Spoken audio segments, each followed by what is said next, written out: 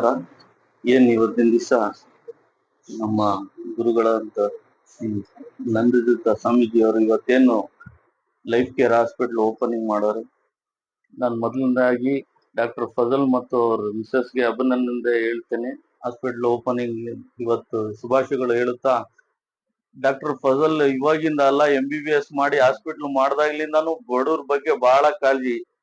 Corona ಟೈಮ್ನಾಗೆ ಬಹಳ ಅಂದ್ರೆ ನಾವು ಈ ಜಾಮ್ಯಾ ಮಸೂತಿ ಕಡೆಯಿಂದಾನು ಬಹಳ ಮಾಡಿದ್ವಿ, ಸಿಲಿಂಡರ್ ಎಲ್ಲ ಕೂಡ ವ್ಯವಸ್ಥೆ ಮಾಡಿದ್ವಿ. ಅವಾಗ 24 hours ನಮ್ ಕಾಂಟ್ಯಾಕ್ಟ್ ನಾಗ ಇರೋರು. ಅವರು ಒಂದ್ ಸಾಮಾನ್ಯ ವರ್ಗದಿಂದ ಬಂದಿರೋದು. ಅವ್ರ ಬಡವ್ರ ನೋವು ಏನಂತ ನಾನು ಫಜಲ್ಗ್ ಬಹಳ ಗೊತ್ತೈತೆ. ಯಾವಾಗ್ಲೂ ನಮ್ ಬಗ್ಗೆ ನಮ್ಮ ಹತ್ರನೂ ಹೇಳ್ಕೊಂತಾರೆ, ಅಣ್ಣ ನಾನು ಬಡವ್ರಿಗೂ ಅನುಕೂಲ ಮಾಡ್ಬೇಕು, ನಾನು ಹಾಸ್ಪಿಟಲ್ ಮಾಡಿದ್ದೀನಿ ಅಂತ ಅಲ್ಲ, ಬಡವ್ರಿಗೂ ನನ್ ಕಡೆಯಿಂದ ಅನುಕೂಲ ಆಗ್ಬೇಕಂತ ಬಹಳ ಮನ್ಸ್ನಾಗ ಇದಾರೆ. ಅವ್ರಿಗೆ ಒಳ್ಳೇದಾಗ್ಲಿ, ದೇವ್ರು ಇನ್ನ ಮುಂದೆ ಬೆಳೆಸ್ಲಿ, ಇನ್ನ ಒಳ್ಳೆ ಒಂದು ಸ್ಟೇಟ್ ಲೆವೆಲ್ ಆಗ ಅವ್ರ ಹೆಸರಾಗ್ಲಿ ಅಂತ ಹೇಳ್ತಾ ನನ್ನ ಆರೋಗ್ಯ ಮತ್ತು ನೆಮ್ಮದಿ ಯಾರಿಗೆ ಇರುತ್ತೋ ಅವರು ಜಗತ್ತಿನ ಅತ್ಯಂತ ಶ್ರೀಮಂತ ವ್ಯಕ್ತಿಗಳು ಅನ್ನೋ ತರ ಇವತ್ತು ಪರಿಸ್ಥಿತಿ ಆಗ್ಬಿಟ್ಟಿದೆ. ನಮ್ಮ ಲೈಫ್ ಸ್ಟೈಲು ಆತರ ಆಗಿ ಒತ್ತಡದ ಜೀವನದ ಮಧ್ಯೆ ಇವತ್ತು ಹೊಸ ಹೊಸ ಹೆಸರುಗಳೊಂದಿಗೆ ನೂರಾರು ಕಾಯಿಲೆಗಳು ಅನ್ವೇಷಣೆ ಆಗ್ತಾ ಇದ್ದಾವೆ. ಅದಕ್ಕೆ ಪರಿಹಾರಗಳನ್ನ ಹುಡುಕುವಂತ ದೊಡ್ಡ ದೊಡ್ಡ ರಿಸರ್ಚ್ಗಳು ನಡೀತಾನೆ ಇದ್ದಾವೆ. ಇನ್ನೂ ಔಷಧಿನೇ ಕಂಡುಹಿಡಲಿಕ್ಕೆ ಆಗದೆ ಇರುವಂತ, ಚಿಕಿತ್ಸೆಗಳು ಮಾಡ್ಲಿಕ್ಕೆ ಆಗದೆ ಇರುವಂತ ಇಷ್ಟು ಕಾಯಿಲೆಗಳನ್ನ ನಮ್ಮ ವೈದ್ಯ ವಿಜ್ಞಾನಿಗಳು ಅನ್ವೇಷಣೆ ಮಾಡ್ತಾ ಇದ್ದಾರೆ, ಮತ್ತೆ ಅದರ ಪರಿಹಾರಕ್ಕಾಗಿ ಹೋರಾಟ ಮಾಡ್ತಾ ಇದ್ದಾರೆ. ಆರೋಗ್ಯ ಸೇವೆ ಎಲ್ಲ ಸೇವೆಗಳಿಗಿನ್ನ ಬಹಳ ಶ್ರೇಷ್ಠವಾದ ಸೇವೆ. ವೈದ್ಯೋ ನಾರಾಯಣೋ ಹರಿ ಅಂತ ವೈದ್ಯರನ್ನ ಸಾಕ್ಷಾತ್ ಭಗವಂತನ್ಗೆ ಹೋಲಿಕೆ ಮಾಡ್ತಾರೆ ಎಲ್ಲ ಧರ್ಮಗಳಲ್ಲೂ ಕೂಡ.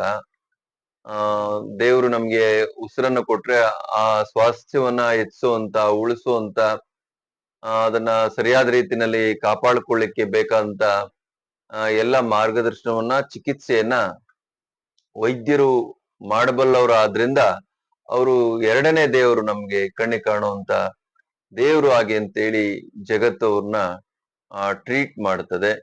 ಆದ್ರೆ ಹೆಲ್ತ್ ಇವತ್ತು ಸರ್ವಿಸ್ ಸೆಕ್ಟರ್ ನಿಂದ ಇವತ್ತು ಅದಿಂದ ಎಲ್ಲೋ ಒಂದ್ ಕಡೆ ಒಂದ್ ರೀತಿ ಉದ್ಯಮವಾಗಿ ಮತ್ತು ಇನ್ನೂ ಕೆಲವರಿಗೆ ಅದೊಂದು ಹೆಲ್ತ್ ಮಾಫಿಯಾ ತರ ಕನ್ವರ್ಟ್ ಆಗಿ ಇವತ್ತು ಎಲ್ಲೋ ಒಂದ್ ಕಡೆ ರೋಗಿಗಳಿಗೆ ಭಯದ ವಾತಾವರಣ. ಮೊದ್ಲು ಒಂದ್ 10 ರೂಪಾಯಿ ಇದ್ರೆ ಸಾಕು, ಜ್ವರ ಹೊರಟೋಗ್ತಿತ್ತು. ಈಗ ಜ್ವರ ಅಂತೇಳಿ ಹಾಸ್ಪಿಟ್ಲ್ಗೆ ಹೋದ್ರೆ ಕನಿಷ್ಠ 2-3 ಸಾವಿರ ಬೇಕು. ಟೆಸ್ಟ್ ಅವಶ್ಯಕತೆ ಇರ್ಲಿ ಬಿಡ್ಲಿ, ಟೆಸ್ಟ್ ಗಳನ್ನ ಬರೀತಾರೆ, ಮಾಡಿಸ್ತಾರೆ ಅನ್ನುವಂತ ಆತಂಕ ಇವತ್ತು ನಾವು ನೋಡ್ತಾ ಇದೀವಿ. ಎಷ್ಟೋ ಜನ ಹಾಸ್ಪಿಟ್ಲಿಗೆ ಹೋಗ್ಲಿಕ್ಕೇನೆ ಭಯ ಪಡ್ತಾ ಇದಾರೆ. ಬಿಕಾಸ್ ನಮ್ಗೆ ಆ ವೆಚ್ಚವನ್ನ ಭರಿಸ್ಲಿಕ್ಕೆ ಆಗೋದಿಲ್ಲ.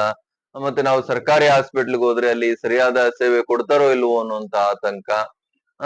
ಅದರಿಂದ ಇವತ್ತು ವೈದ್ಯರು ಎಲ್ಲೋ ಒಂದ್ ಕಡೆ ಎಥಿಕಲಿ ತಮ್ಮ ಸರ್ವಿಸ್ ಅನ್ನ ಸರಿಯಾದ ರೀತಿನಲ್ಲಿ ಜನಗಳಿಗೆ ಕೊಡ್ಬೇಕು ಅನ್ನುವಂಥದ್ದು ನನ್ನ ಒಂದು ಸಾರ್ವತ್ರಿಕ ಎಲ್ಲ ವೈದ್ಯರು ಕೂಡ ಒಂದು ಮನವಿ. ನಮ್ಮ ಫಾಜಿಲ್ ಅವರು, ನರೇಂದ್ರ ಕುಮಾರ್ ಅವರ ಶಿಷ್ಯರು, ಅವರು 10th ರ್ಯಾಂಕ್ ತಗೊಂಡಿದ್ದಾರೆ.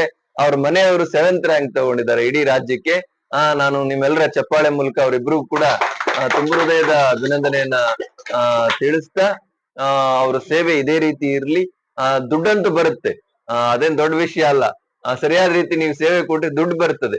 ಆದ್ರೆ ದುಡ್ಡನ್ನ ಯಾವ ರೀತಿ ಮಾಡ್ತೀರಾ, ಯಾವ ರೀತಿ ತಗೊಳ್ತೀರಾ ಅನ್ನುವಂಥದ್ದು ಬಹಳ ಮುಖ್ಯ. ಮತ್ತೆ ಇಲ್ಲಿ ನೀವು ಮಾಡಿರುವಂತ ಈ ಸುತ್ತಮುತ್ತ 16,000 ಜನ ಇದ್ದಾರೆ. ಇವರೆಲ್ಲರೂ ಕೂಡ ಬಡ ಮತ್ತು ಕೆಳ ಮಧ್ಯಮ ಮತ್ತು ಅತ್ಯಂತ ಬಿಲೋ ಪಾವರ್ಟಿ ಲೆವೆಲ್ ಕೆಳಗಿರುವಂತ ನಾಗರಿಕರೇ ಇರೋದ್ರಿಂದ ನೀವು ಎಲ್ಲರಿಗೂ ಕೂಡ 2-3 ತಾಲೂಕಿಗೆ ಈ ಹಾಸ್ಪಿಟಲ್ ಅನುಕೂಲ ಆಗ್ತದೆ.